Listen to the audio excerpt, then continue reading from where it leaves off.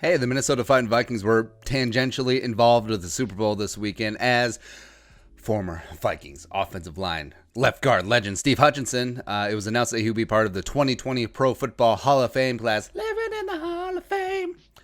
How'd you like? Who wrote that song? The script? I think I want to say. Yeah, the people who did break even. How would you like to be the Hall of Fame writer song where every single Hall of Fame induction ceremony from now forever, your song will be played on TV? That's actually pretty genius. Royalties. Anyways, so Steve Hutchinson, this is his third attempt to get into the Hall, and he gets in on this nice little battle. The Centennial class, which will have 20.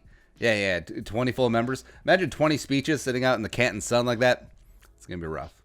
Whatever. But some homage to Hutch, 7-time Pro Bowler, 5-time first-team All-Pro, including 3 straight seasons with the Vikings from 2007 to 2009. He was a bad man.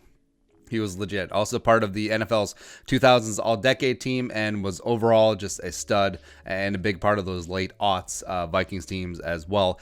Great, just a complete bulldozer in the run game. Phenomenal in pass protection as well, and was the archetype of one of the great power guards in league history. Truly was. Throwing it back. In college, he played his ball at Michigan, where he was unanimous All-American as well as Big Ten Offensive Lineman of the Year in 2000. Also, we've thrown out this anecdote before, because I remember watching the 2001 draft coverage and Steve Hutchinson, they're interviewing him, and is like, hey, so Steve, what's your favorite dinner? Steak. And also, what do you like for dessert? And then Steve goes, another steak, which is hilarious. I love that guy. Seattle ended up taking him 17th overall in the 2001 draft, pairing him with Hall of Fame left tackle Walter Jones, which is a pretty good left side of the offensive line. It's kind of weird that the Seahawks, because of Mike Holmgren and Matt Hasselbeck back in the day, they didn't win more. But, whatever. After 5 seasons, the Seahawks used the transition tag on them because they're too cheap to pay Hutch in your face. That's where the Vikings came swooping in. Now, a transition tag, as a refresher, allows other teams to negotiate. So essentially, you put the transition tag on, they get an X amount of money if they sign the tag, and if no other team comes in with an offer sheet. But other teams can make offers, they can sign an offer sheet, and then it comes back to the original team that tagged him, and the team has a right to match, or with the transition tag, they get 0 compensation. That's in your face. Where if you take the franchise tag or exclusive franchise tag, you get some compensation in there, but whatever.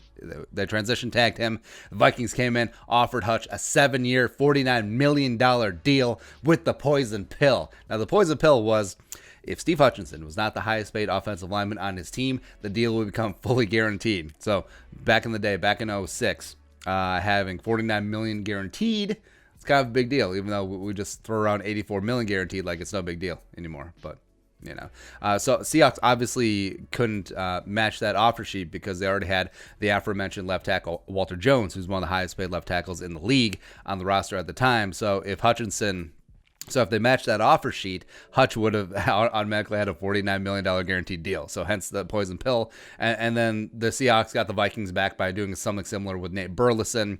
It was something about in a time zone, but whatever. And then the league did away with it. Hey, enough shenanigans with the poison pill. So they did away with that. That's one of the Steve Hutchinson's lasting legacy. Besides him, with the Vikings starting 92 career games over 6 seasons, including the playoffs, and was just an absolute stud and a pro's pro, and a big reason why Adrian Peterson had such a fast start to his career here in purple. Was released in 2012, played 1 season with the Titans before retiring after the 2013 season, and the legend is getting his due. Really happy for him. Sorry, he retired after the 2012 season. Either way, numbers, whatever. Legend getting his due. One of the best guards in NFL history, and also I would start him today over Pat Elflein. So he's got that going for him. But your thoughts? Hutch getting in the Hall? Let us know in the comment section below. Also subscribe, Daily Vikings Takes. If you want to support the work, pull us on the Venmo. Plus give us a follow on social media as well. Until next time, Skol, production value.